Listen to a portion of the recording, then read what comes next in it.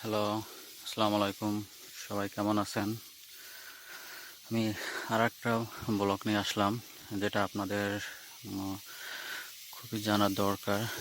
আমি পাহাড়ে ঘুরতে আসছি। এই মুহূর্তে উম গোসল করব। গোসল করার পানি নাই। গোসল করার পানি নাই। এখন আমি অনেক খোঁজাখুঁজি পরে এই যে ছোট একটা এই যে নদী বলে যেটা, সেই নদীটা এই যে পেলাম। এই নদীতে গোসল করতে হবে।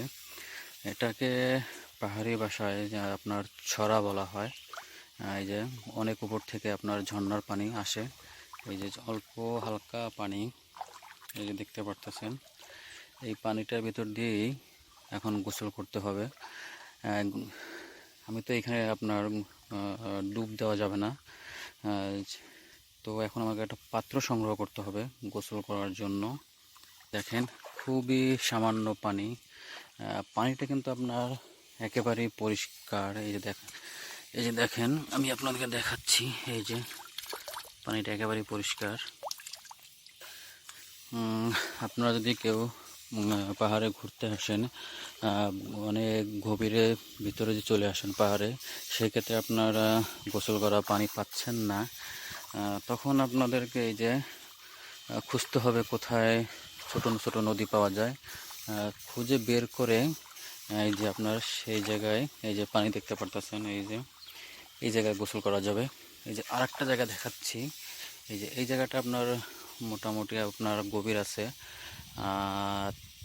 4-5 ফিট সম্ভবত। এই যে এই জায়গাটা গভীর হবে।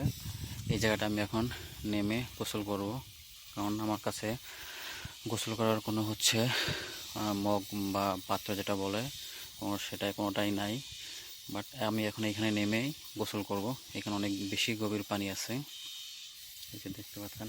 আর এই জায়গাটায় দেখেন, আপনার মনে হয় 3 থেকে 4 ইঞ্চি পানি হবে। এখানে কিন্তু অল্প পানি, আবার হাতের ডান পাশে দেখেন অনেক পানি।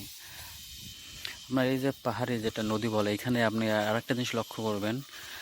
আপনারা এই জায়গাটায় অনেক অনেক জায়গায় দেখবেন আপনার 2 ইঞ্চি পানি বা 3 ইঞ্চি বা 5-6 ইঞ্চি পানি।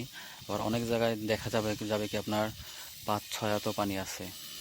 এই একটা পাহাড়ি নদীর বৈশিষ্ট্য। এখানে পানিটা খুবই পরিষ্কার। আপনার আর যখন বৃষ্টি হবে তখন এই জায়গাটার এই যে পানিটা এখন পরিষ্কার দেখা যাচ্ছে, এই পানিটাই খুব ঘোলাটে হয়ে যাবে।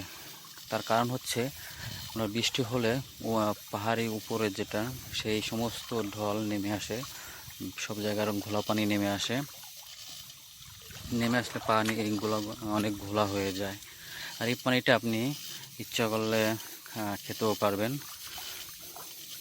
কারণ বিপদ মুহূর্তে আপনার কাছে যদি পানি না থাকে, সেক্ষেত্রে এই পানিটা খাওয়া যেতেই পারে। আমি মনে করি কোনো সমস্যা হবে না। পানিটা একেবারেই পরিষ্কার। এই যে দেখেন, পানিটা একেবারে পরিষ্কার।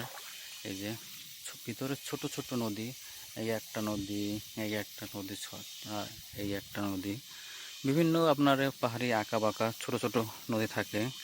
এই যে এখন দেখতে পাচ্ছেন হালকা পানি, যখন বৃষ্টি হবে তখন এই জায়গাটা আপনার অনেক ভরে যাবে। আপনার 4-5 ফিট পানি হয়ে যাবে যখন বৃষ্টি হবে। এখন বৃষ্টি নাই, বাট তার জন্য একেবারে পানি খুবই খুবই অল্প। এই যে পাহাড়ের ভিতরে ঘুরতে আসলে আপনি এরকম নদী ছাড়া আপনি আর কোথাও গোসল করার পানি পাবেন না। কারণ গোসল করার একটি মাধ্যম হচ্ছে এই যে, এছাড়া আপনার কোথাও পানি পাবেন না। আপনার ওই যে বলতে পারেন কল, মোটর বা যে কোনো দিয়ে পানি সংগ্রহ করবে, সেটা আদৌ সম্ভব না। কারণ এইসব এলাকায় আপনার কোনো বিদ্যুৎ নাই। তার জন্য এখানে এসে নেমে গোসল করতে হবে, তাছাড়া কোনো আর উপায় নাই। তো হ্যালো বন্ধুরা, আপনারা যারাই ঘুরতে আসবেন, আপনারা অনেক পাহাড় অনেক গভীরে, এই জায়গায় আপনার ঘুরতে আসলে এরকম পানি ছাড়া আর কোথাও পানি পাবেন না। পানি পাওয়ার একটি মাত্র উপায় হচ্ছে এই যে পাহাড়ি নদী, ছোট ছোট নদী। এই নদীতে আসলেই আপনার গোসল করতে হবে বা পানি খেতে হবে। আপনার কাছে পানি শেষ হয়ে গেল, সেই মুহূর্তে এই পানিটাই আপনাকে খেতে হবে। তাছাড়া বিকল্প কোনো আপনার পদ্ধতি নাই। এই একটি মাত্র ওই পদ্ধতি। আমি মনে করি পানিটা খুব এই একটা পদ্ধতি আছে, আর একটা আছে পাথর আপনার গর্ত করে সেই জায়গায় আপনি পানি পরিষ্কার করে খেতে পারেন। আমি আপনাকে দেখাচ্ছি। এই যে পানিটা গর্ত করলাম, এই যে গর্ত করে, এই যে দেখেন এই পানিটা একেবারে পিওর। এই যে দেখেন, এই যে দেখতে পারতেছেন ক্লিয়ার একেবারে। এই পানিটা পাহাড়িরা বা অন্যান্য যারা আছে তারাও এই পানিটা আপনার খেয়ে থাকে। এই পাথর, এই ধরেন পাথর, এই জায়গাটা গর্ত করে পানি পাথর বসিয়ে অনেক সময় ওয়েট করে পানিটা পরিষ্কার হয়, তারপরে এই পানিটা খায়। এই পানিটা একেবারে পরিষ্কার, এই পানিটা খাওয়া যাবে, কোনো সমস্যা হবে না। আপনি যদি ছড়ার পানিটা বা নদী যেটা বলে এই পানিটা যদি না খেতে চান, তাহলে এইরকম গর্ত করে পাথর বসিয়ে আপনাকে পানি খেতে হবে। তাছাড়া আর কোনো পদ্ধতি নাই। আপনার কাছে যদি পানি শেষ হয়ে যায়, সেই ক্ষেত্রে আপনি এই কাজটা করতে পারেন। আমি মনে করি